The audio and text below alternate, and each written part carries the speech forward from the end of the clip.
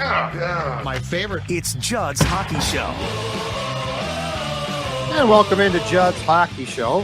Through the miracle of technology, we are going to do something that JHS has never done. Now, first of all, it's Judd, and welcome back for another season. AJ Fredrickson, our outstanding producer, behind the scenes guy, and also a huge hockey fan. So, welcome to the show, sir. What we are going to do is earlier this morning, and we're recording this on Friday. Earlier this morning, Jessi Pierce, Declan Goff, and I assembled to talk about a bunch of different topics, including Kaprizov, the fact that the Wild is clearly trying to plan for the future and to keep him. Jess and I were in the suite of owner Craig Leipold for the exhibition game, preseason game last night, which was on Thursday night against the Avalanche, and he talked about Kaprizov's contract and about the importance of keeping him happy. We also talked about Marco Rossi's development, Leopold's expectations and patience. All of those will be on the back end of this episode. Now, on the back end of the episode, you also will hear talk about Zuccarello's contract. And it was us speculating about whether Mats would be signed or not, because he was going into the last year of his contract. This is where the afternoon edition of JHS and the front end of this episode comes in, because shortly after we got done, the Wild announced that they have agreed to a 2-year, $8.25 million deal with Zuccarello that will start next season. So the last year of his contract holds up.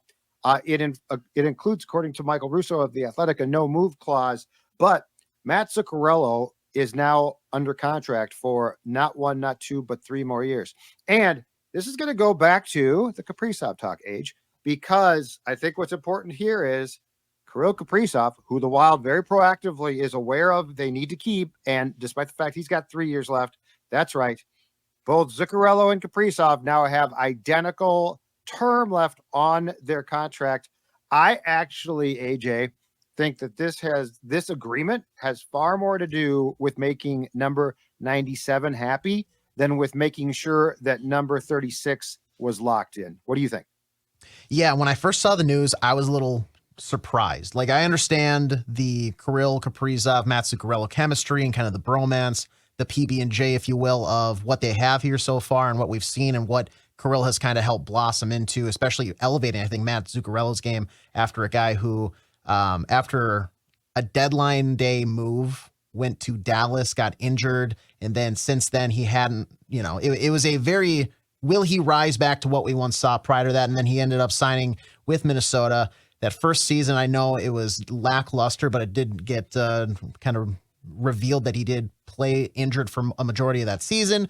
And then once fully healthy, I mean, it was a great reblossoming of a once, I think, very solid, very good player. And the fans love it. The fans love it, and rightfully so. I was a little shocked just because the guy's 36 right now, and you have him for 1 more year. He's going to be 37 at the end of this contract. Now you add another 2 years on. He's going to be 39. 39, Judd. And yeah, that's a great point. He's not the biggest guy in the league either. So he's that kind of wear and tear of NHL hockey, especially at the ripe age of 39. I think it'll be interesting to see what he can do to like hold up and be in the lineup at like day to day. I don't think he by any means is going to have a massive drop off as the years do continue. But a 39-year-old playing with what will be at the time a 29-year-old Kirill Kaprizov when both contracts expire. The main goal, like you just mentioned, is to kind of keep that 97 happy. I believe it was Bill Guerin who was quoted by Michael Russo of the Athletic saying they went to him, they talked to him a week ago about this, and it was a very brief, like 5-minute conversation only. But the main point was, I wanted to bring you here, or I wanted to keep you here. You've stated that you wanted to stay here and end your career as a member of the Minnesota Wild. You now feel this is home. And that's all good and dandy.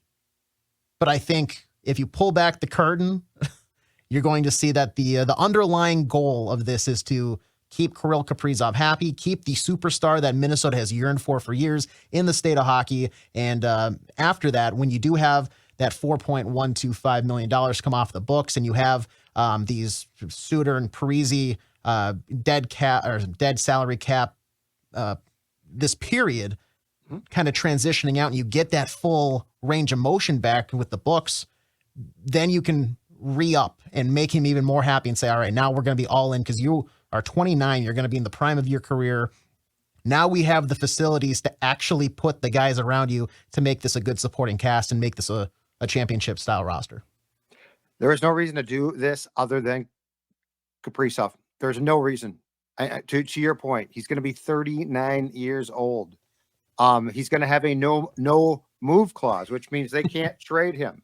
If Kirill Kaprizov, if Mats hadn't been savvy enough to befriend this young man who is a superstar, who you do need to make as happy as possible, who, when we talked to Leopold last night, again, Kirill has 3 years left, and AJ, it was crystal clear that they are very conscious, though, of the fact that he might not want to stay, of the fact that there are 2 years left of a combined $14.7 million in cap hits because of the Suter and Parisi buyouts.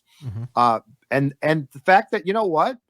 They think they'll be competitive, but they don't know, and they certainly don't know that they can make playoff runs. And so that would be potentially dumping Kirill into it the last year of his contract. Who knows? Coming off 2 non-playoff years, coming off a couple of more first-round exits.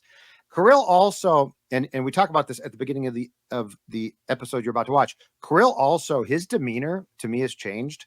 Like, I think he's tired of this. I think he's tired of the BS. I think he's tired of losing. I think he wants to win. Regular season success means nothing.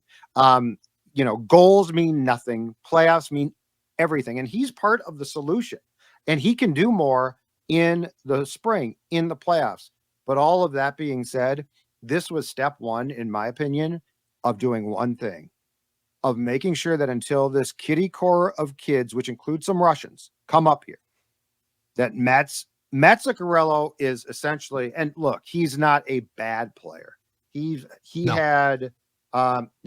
played in his first year after Paul Fenton signed him to a contract that we all thought Paul is batshit bleep, and he might have been actually.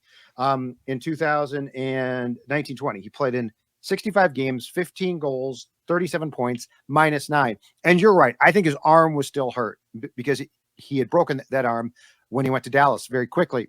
And then in 42 games in 2021, 11 goals, 35 points. But then the last 2 years, a combined 46 goals.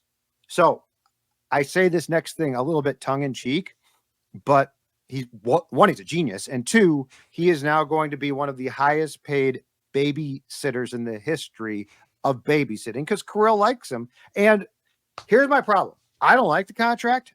I don't like the idea. But you know what?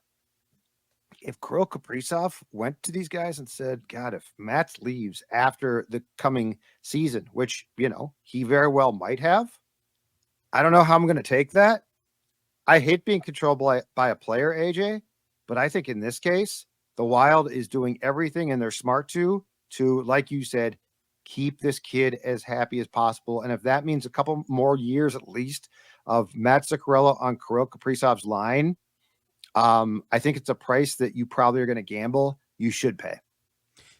I think after I was thinking about this a little bit, and I'm sure some people are going to argue this, the one part that I actually really, really love about the extension is the no trade clause.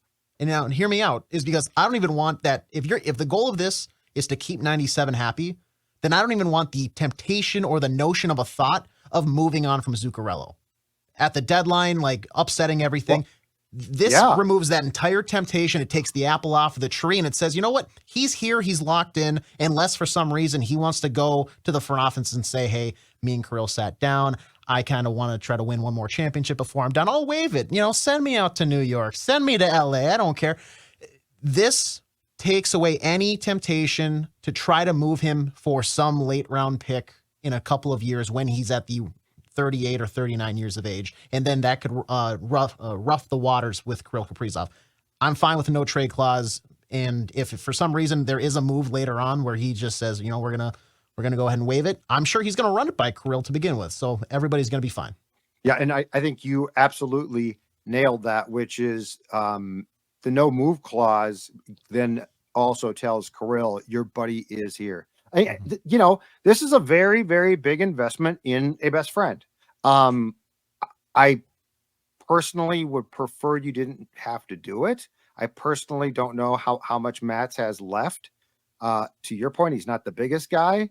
He can definitely get you some points, but you know, if they eventually move Ryan Hartman off that line, I'm much more comfortable with Zuccarello being left than Hartman. The last point before we get to the regularly scheduled episode of Judd's Hockey Show is Russo also confirmed with Wild general manager Bill Guerin that there are ongoing talks, it looks like, for a contract extension with Hartman and Marcus Foligno. I guess what I would say there is I'd be curious to see the terms. Ryan Hartman's playing on a team-friendly deal, which is awesome right now. Mm-hmm. I'm not going to pay him a lot more. I think you got guys coming up the pipeline that I want to replace him. I also want to force, I'm not sure about you on this, I want to force Dean Evason's hand to play those replacements. Like Ryan Hartman is a guy you can lean back on because you know he's going to do his job, but he's not great, but he's going to do his job. But if that's going to stop a kid from playing, count me out. Foligno, I think, is important. Would I trade him in the right circumstance? Absolutely. But Foligno, I get more. And he's sort of become, I mean, Guerin loves him. He's become a cornerstone guy. On Hartman, though, I'd be very careful. I would not overpay him. And I really would like to see him be a bottom six guy at some point soon. I don't mind that at all. I think I'm with you when it comes to, I would rather see the guys that are in the system that are down below, or maybe the guys that are going to be coming into the team as the years progress here. I would rather have them get minutes during this weird, awkward waiting period. You're in the waiting room of the doctor's office right now, right? The music's playing. You're seeing people get up, and Vegas Golden Knights, we will see you now. Yeah.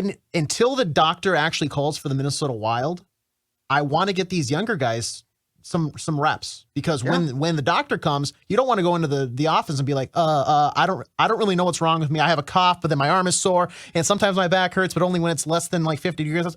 I want them to know exactly what their symptoms are when they get to the playoffs and they want to make that run. And that's going to be by Brock Faber consistently playing. Marco Rossi getting top 6 minutes. Yeah, I'm with you, dude. So I'm totally with you. But I want, if Dean's going to be the coach, I want to remove the temptation of Dean playing guys who remind him of Dean. You got to Billy Bean it, Moneyball it. Well, yeah. Pena's not on the roster anymore. I don't care if he's an all-star. Granted, neither Marcus Flynn or Ryan Hartman are an all-star, but right. You're not going to trade for trading's sake. But I'm not opposed to remove. Once again, it's the temptation. Remove the temptation from Dean's eyes, so you have to play these younger guys. Yep, I don't mind it.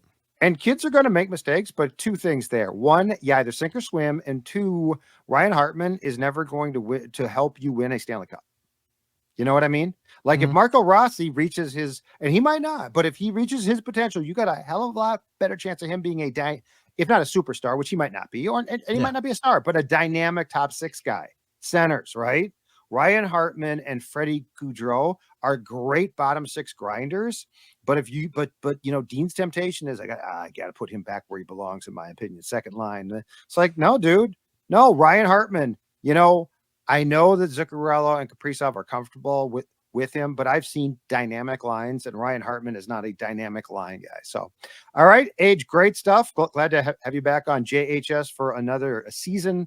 We'll see plenty of you on that. Now, hold on a second, though. Before you think this episode is done, stay tuned. Jessi Pierce, Declan Goff, and I, talking about a variety of subjects, including Kirill, is on the back end of this breaking news. Mats Zuccarello has signed an extension. Episode of Judd's Hockey Show. See y'all later.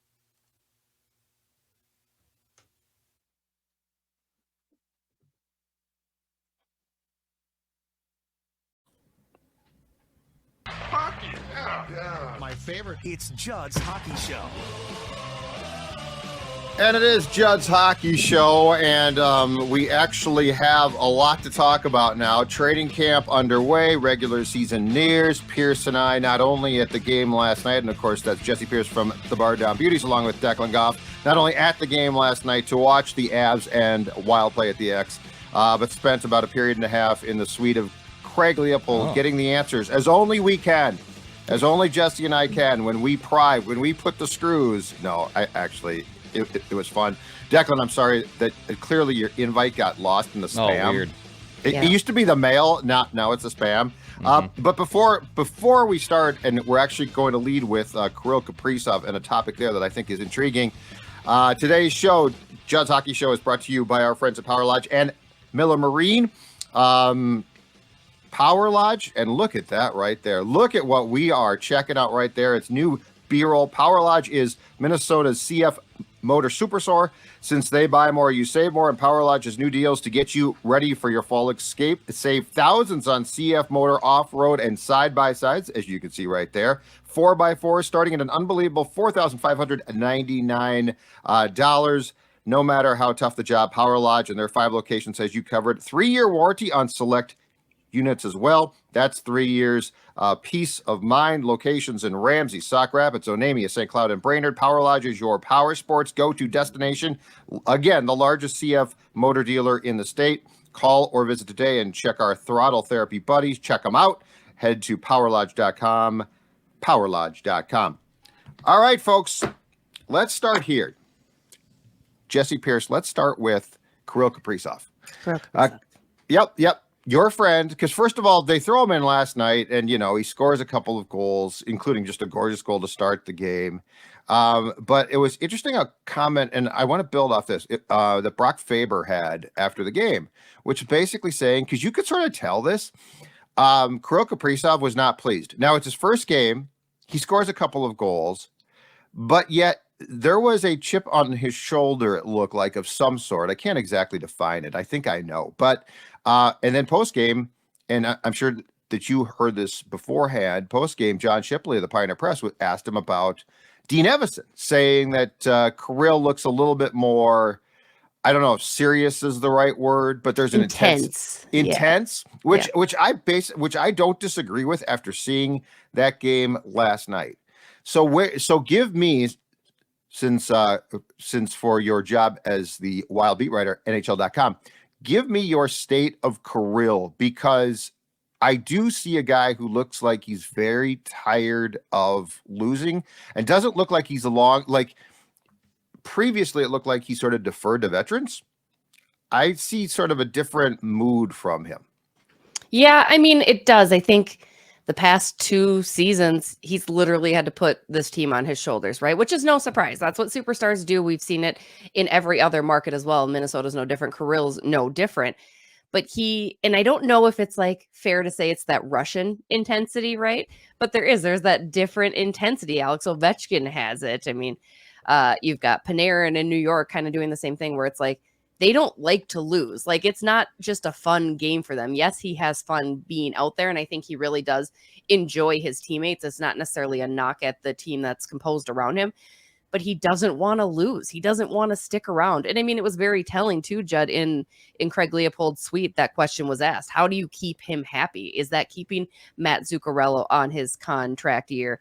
All of that good stuff. I mean, it's just kind of, you need to keep him happy. You need to get him through this year and make sure he sees the light at the end of the tunnel. He's not going to be happy with hearing 5 years down the road it's a contending team. He needs you to know the pieces are in place.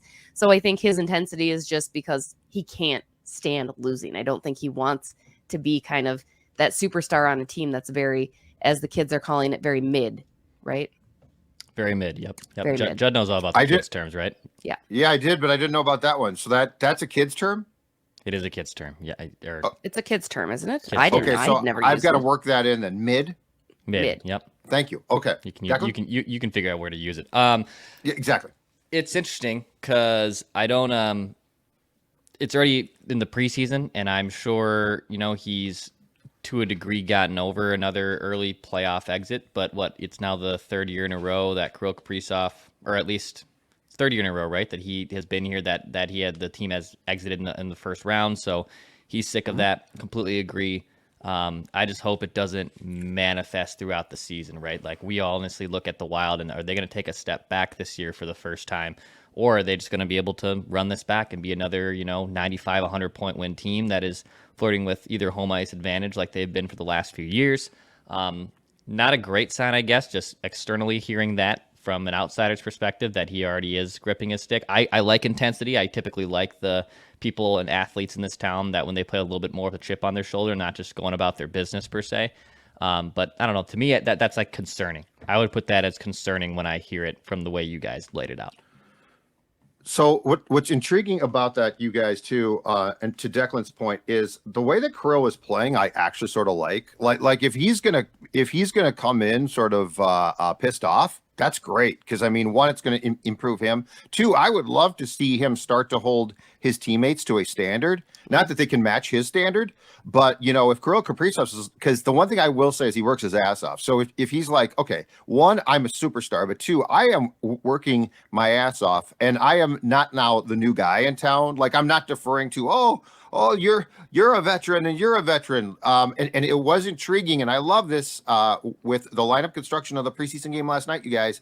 He had an A on his jersey. I was going to say, is this your pitch for Kirill to get which the other I absolutely loved. No, but I want to bring up, Jess, your point about the Leopold quote, because that's where I will agree with Declan. It's very self-aware, but it's also concerning, because I'm going to read part of this quote, and this quote to me was a very honest reaction to a thing that one is what 3 years away, because Kirill has 3 years left, including this year on his contract. But it's a very realistic view. And Craig said of Kirill's contract, and just as you said, trying to keep him happy, I would be lying to you if it's not on our minds. Kirill's a special player, and we want him to believe that we're going to help field a Stanley Cup team, and he's a huge part of our future, but only if he stays here. And we have a great relationship with him. I think he enjoys it here, blah, blah, blah. He's a good kid, a really good kid, and we have to make sure that when his next contract comes up, it's going to be a long-term contract he signs here. I find it, Jessi, really intriguing that there is, on the record publicly, that self-awareness that they're talking about. And so, like, they're clearly aware of what Dex is saying, too, which is for 2 years now, 2 years still, we're going to have to navigate really big cap hits, but he's not going to accept being bad. So, like, there is definitely, with 3 years left, a clock ticking here that from the top on down, this team is aware of when it comes to Kirill. And I know it's probably beating a dead horse, but that prospect pool is very, very deep. And there are players there that will help elevate Kirill, and Russian players at that. I'm not going to try to say Murat's last name, because every time I seem to go to the Russian names that I can pronounce and it's not correct. But Murat, and then you've got Danilia Yurov too, who I think are probably a year, maybe 2 years away, which would be perfect timing, right when you're restarting those contract negotiations with Kirill. Does that mean you then sign Zuccarello to another year after this year just to keep him happy and keep him at bay? Maybe. And is that the worst idea? No, as long as Zuccarello recognizes his value and worth, and if that's appropriate for them. But I think there is reason to be excited. Now, I'm not sure if that's just the facade us Minnesota sports fans like to take is, it will be better. We are going to get there. We do have the future. But I do think in the Minnesota Wild's case, it is fairly true. I've seen some of these young guys come through and develop. I mean, Marco Rossi is a good example. He continues to kind of improve, and Matt Boldy, another one. So I think Kirill, if you show him with these prospects, show him what these prospects have been able to do. And I'm sure training camp helps that, right? He gets a firsthand glimpse at the guys that are here. That should at least help him consider it. Now it's easy to want to look at the big markets too. That's something that Craig Leipold's always going to have to battle, but I mean, keep him happy. Give him a lot of Russia. I don't know what Russian foods are, but whatever they are. Borscht is very good. There's some great Russian restaurants here. Moscow on the hill. That's all I know. Is my guess is that's a Kirill main spot. Dex? Yeah, just keep him happy, whatever it is. I'm not a big fan of re-signing Zuccarello at this point. I guess if push came to shove and you told me, gun to the head, that he has to be re-signed to keep Kirill happy, all right, I guess. But I'm not in the business of re-signing guys in their mid to late 30s just to keep your superstar player happy too. There's other guys that you can get for better value and just better players overall. So whatever I got to do to keep him happy, I'm on board for. So Craig also talked about pretty extensively as well his expectations, his patience. I want to get into that, but before I do, Dex, why don't you tell our friends if they have some, let's say, back pain or something, who should they consult with? Maybe Kirill someone does, orthopedics. Right? Yeah, like all of us. exactly. You know, you don't want to deal with any back pain, Kirill, or whoever it might be. And if you're dealing with any type of pain in your ankles, your feet, your back, your neck, your spine, go to summitorthopedics.com or go to summitortho.com to find a location near you. They have 25 locations in the Twin Cities and greater Minnesota area. And if you're really hurting, they even offer walk-in urgent care, orthopedic urgent care 7 days a week. So go check out our friends at Summit Orthopedics. For the Jessi, record, I meant like carrying the team, just in case people got that concerning look, right? On his back. You know, carrying the team. Not oh my God, doesn't do you know? have any back pain. Yeah. Are you breaking news? Are you breaking I news know, I about was like, Kaprizov? So Minnesota sports. And so, Jess, give me your takeaway from Leopold's comments, because you know he does this state of the wild with the media at one preseason game a year. He's always optimistic when it starts. But, you know, we delve down into his patience as well. And the fact that it has been tough because this team has not won a playoff series since 2015. Give me your opinion of where you think he lands right now going into this year, knowing the cap problems, but also, again, starting out optimistic after seeing his team bounced in the first round. I mean, I thought the thing that was very telling, because generally, as you'd mentioned, it is kind of a State of the Union, very lip servicey from Craig Leipold. It's very nice. He opens up the suite to us and we schmooze and whatnot. But the fact that he was very honest and saying this year was really tough. It was tough the past 2 years to come back from these postseasons after fairly successful regular seasons, right? I mean, I think he's being honest with himself. Now, I will give him credit. I think 2 years ago when we had the same discussion with him, he did say, 5 years down the road. He did say that it was going to be a while. He wasn't thinking necessarily, we're going to make the Stanley Cup now that Kirill's here, yada, yada. I think he did recognize that. But it's funny because he did kind of also push off the Stanley Cup. He said, we're going to make the playoffs. And again, we're back to that narrative of Minnesota's going to make the playoffs, which sure, he called it not a rebuild. He's not interested in a rebuild. He said the Minnesota Wild offices will never go into a rebuild, which I think is also another thing that Minnesota fans never want to hear, right? Especially in the hockey community.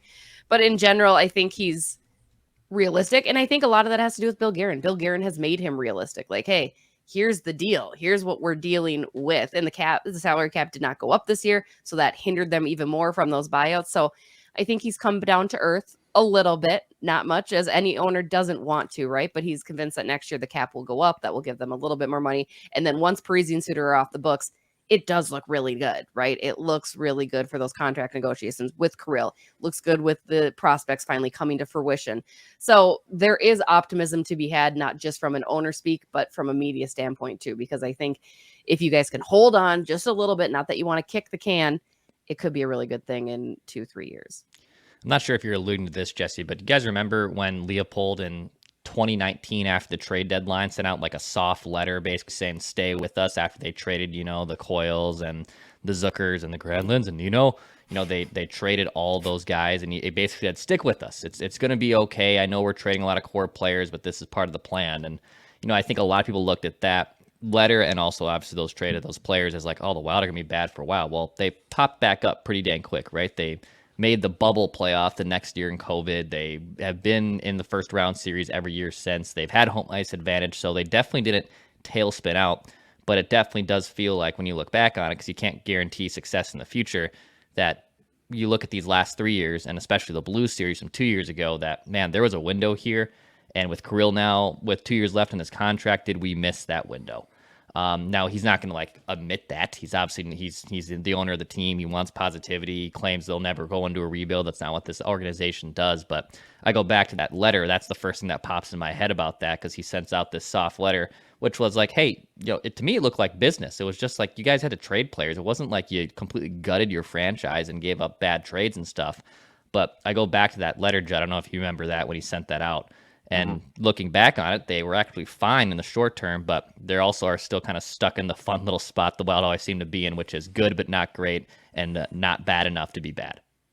I think the thing that intrigues me about this too is the fact that nobody's asking them to go into a rebuild, but even Leopold, you can tell, despite the enthusiasm that always comes, as a season is about to start, like when he gets into the playoffs, you can still sort of see the residual anger of that defeat, of those losses, of that meltdown.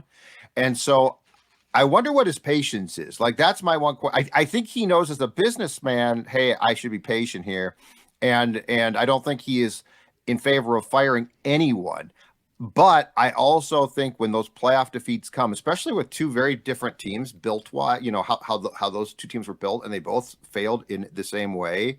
Because I mean, he flat out came out and said, Jess, last night, when we get bounced, I can't watch the playoffs for a while. Yeah. In fact, his exact quote was, "I have to get over it." And so I do think that while it's not a rebuild, there's definitely expectations there. And if you expect to make the playoffs, at some point in time, pretty soon here, you think, okay, can we get past a round? So I think there are things, while patience is probably prudent, and I understand that, I also think, Jessi, there are some things here that have to be looked at and considered in real time. Why are you going out in the playoffs the same exact way 2 consecutive years with 2 different teams, but the common denominator is the coach? Well, Stuff like that. Well, and I was Sorry, going to say, I feel like we dropped the ball. I wanted to ask it, and then I kind of looked at you because I was like, I think Judd will ask that question about the coach because it is. And none of us really stepped up to the plate for that question because I am curious. I know one Judd question was with his big bat ready to go. I should have asked it. Yeah, I was like, this is Judd's time. Good point. I let you down. You did. I'm sorry. Sports Dad let you down. And I'm sorry. You know what? That's a great point. I should have said the head coach. What do you think? Yeah. Your thoughts, Craig. That's a really good point, Jessi. Right. We got me there. Like, it was in there because I think there was a question asked about Dean being coaching with one hand behind his back because of the cap restrictions. And I wanted to be like, but what has Dean not been able to do with the team that's been fielded? Because Bill Guerin has done, I should. You're smarter than me. I didn't think to ask the damn question. I was holding a Blondie in my hand at the time, and I really just wanted to go eat that. So I was kind of just trying to hurry along the conversation as well. My bad. Ah, darn it. All right. Let's stop there because now I'm depressed. All right. Let's talk about a guy that he had a good preseason a year ago. So take this with a grain of salt, but I do think it's important. The artist formerly known as Marco Rossi, who now just told Jessi, it's Rossi. Just don't try and change it. Yeah, no, I know. Well, and I was looking forward to a season of Rossi. Well, you're great at it. I got a D plus in Spanish, but I can roll my R's. I don't know how that happened. Because you're born with it. That's an ability you're born with. Yeah, but I wasn't able to do this in middle school or high school. Heyo, but I can now. I learned it later on. I don't know how that happened, but yeah. Jessi, thoughts?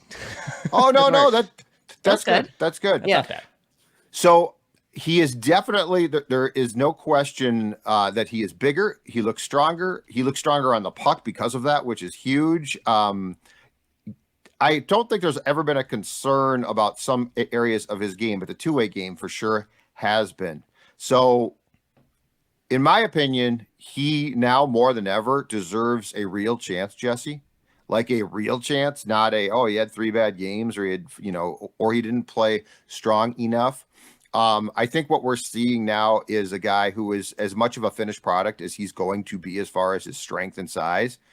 Is there anything that you can see that you've seen that would derail that other than Dean's, love for his centers? Gaudreau's playing wing now. Besides those things, do you see anything that would prohibit Marco Rossi from getting his real opportunity? I mean, there shouldn't be. He's done everything that they have asked. And as you'd mentioned, he looks pretty polished. He's confident. He looks better. Again, how is that going to translate to the NHL game? We don't know. We will not know until 2 Thursdays from now on opening night, depending on where he is. Now, obviously, we all are going to say it. It's the Lions. If he is not given the right opportunity with the Lions, and yes, that is belabored over and over, but it's true. I'm curious to see what Marcus Foligno, Marco Rossi, and Freddie Gaudreau can do together, because I understand the concept. I understand using Marcus Foligno as kind of the big bad wolf to go and create the space, and Freddie Gaudreau and Marco can do their thing with the puck and with their stick handling. Freddie Gaudreau is a very good defensive player too. I think sometimes we don't recognize that. Like, he's a pretty solid 2-way hockey player, which I think will help. And obviously he signed his nice hefty contract last year, so he's going in happy. He's going to do his thing.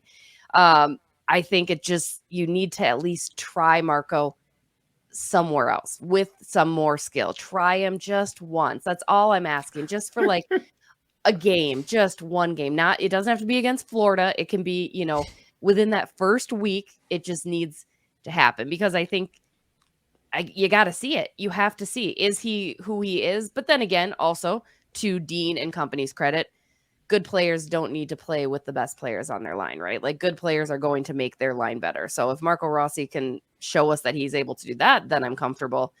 But I just don't know. For some reason, guys, there's just this little thing. I like Marco. I don't think he's this NHL savior that we need him to be. Whatever gets Ryan Hartman off the top line, I'm for.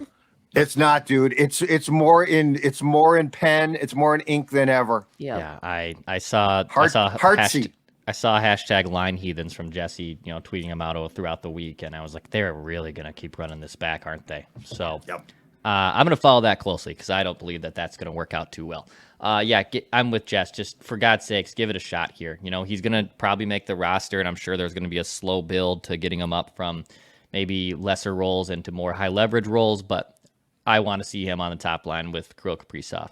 Can you make that happen? I'm not as skeptical as Jess, but I'm definitely probably lean more skeptical on him being a star than just having blinders on that he was a 9th overall pick and he's automatically going to be a stud. I definitely do not fall on that scale. I'm definitely more on the skeptic side than the optimistic side of his future. But at the same time, you got to give him a chance, and I would like to see him play on the top line. So what's your guys' percentage-wise or confidence that he can just become a very good, not a superstar, but a very solid top 6 center, which by the way, this team has been trying to find guys. So like, that's a big deal still. Start with you, Jess. What's your confidence that if he is given the opportunity now with how he looks, he can just slot in as a top 6 guy who might not be a star, but can win faceoffs and is going to play a very important role in a position that's really hard to find sometimes? 72%. It might be there, but it's a solid 72%. Yeah, like I 72.5, maybe 72.6%. That's what I'm saying. He added those weights, so that should add a little percentage, like 0.10%. Yeah. No, if you haven't figured it out yet, that's where my confidence isn't there. Like, again, I think Jules Eriksson showed different things, and Jules Eriksson has a different body size and a different build and a different, favorite word, grit about him that Marco Rossi I just don't think has in him. So I think that's where it's like, you look at Jules, who is your quote unquote number 1 center. He is your best center on this team as it sits right now, in my opinion. And Marco is not close to that. I just don't think he's very close to that. Top 6, no. Top 9, maybe, but do you want your first round pick to be a top 9 forward, top 3rd line center? No, not at all. 6. So I know. I don't think I can't visualize that. Not to say Ryan Hartman should not be better than Marco Rossi, but I think he brings a little bit more than Marco Rossi does up the middle. I would probably put it like 65, 70%. Eck found his defensive game first and his offensive game came later, right? And Rossi, we definitely haven't seen his offensive game at the NHL level, and he just looks a little lost defensively at his own level, and that's why they don't really trust him too much. Garen called me out. What was that? 3 summers ago, Judd, when I said I don't think Eck has a lot of offensive game. And he said I think he's got more than you think. Too. Yeah, he likes to remind me that, hey, Declan, good. You're an idiot and you're wrong and you don't know anything about hockey players, which is a very true statement. But yeah, I would still think there's a path to him finding a significant, solid top 6 role. Maybe it's not the top 3 role that he was projected to be, but still a very capable player that can, maybe score 20 goals and put in about 50 points in a season and win some damn faceoffs. Just last question, and the floor is yours because you are at practices all the time. Who has impressed you? What do you think of a young core group? A lot of whom are not going to make this team, but are there certain guys that are on the radar, but not prominent names that have stood out to you in practices or in games that you've seen? And I'm not sure if it's prominent, but Jujhar Khaira has really done a lot. Like I've been very impressed with his camp, and obviously the organization has too. He's played 3 straight games, preseason games, and it looks like they're giving him a real good look. Now, again, You go back to the money. They don't have the money. They're going to have to make some wiggle room because they're going to need him mostly to take on the road trip. They don't need him for that home game. And the reason I'd say Kara, unfortunately, I think Sammy Walker deserves to have an NHL spot. Can't afford him. And also, you're not going to sign Sammy Walker and bring him up here to put him in the press box. You can sign a Jujhar Khaira, put him in the press box, right? He's somebody that you don't mind having sit out, whereas Sammy Walker could go down. So as far as those guys, I mean, they're probably, and they're not new unsung heroes by any means, but they're still my top ones. They're the closest that I have seen. I mean, at practice, everything, they're just do every little thing right. And good for Kara. He's somebody that's coming in with a lot to prove, right? They signed him kind of last minute. And I think he can play that gritty, grindy fourth line, third line role that they need. And again, come in and out of the lineup without any problems. I think you will see Sammy Walker, just not this year, unfortunately. And again, I think he's doing tremendous. He's had a fantastic camp. Everything we saw glimpses of last year, he continues to improve on. So again, talking back to our beginning point, the future, Sammy Walker will be here in the Minnesota Wild. And I think Sammy understands that too. He's going to go spend another year in Iowa. It is what it is. That still doesn't answer the question. I don't have any new people, guys. I'm sorry. No, but that's good. No, that's fine. and in fact, that insight, if you want more of that from Jessi Pierce, Bar Down Beauties with her and Kirsten Call, which is a great show, which I appeared on at Ray J's in Woodbury a couple of days ago. It was fantastic. They are great. And then, of course, check out NHL.com. Jessi covers the Wild on a daily basis. So her written work appears there, and it is very good as well. Jessi, thank you much. Declan, I'm sure there are some house cleaning things that the folks need to know before we skedaddle. Hit the subscribe button for daily Minnesota sports entertainment right here on Score North. You can head over to Purple Daily for Vikings Vent Line as well. Hit the subscribe button. Pass, shoot, score. We'll be back next week.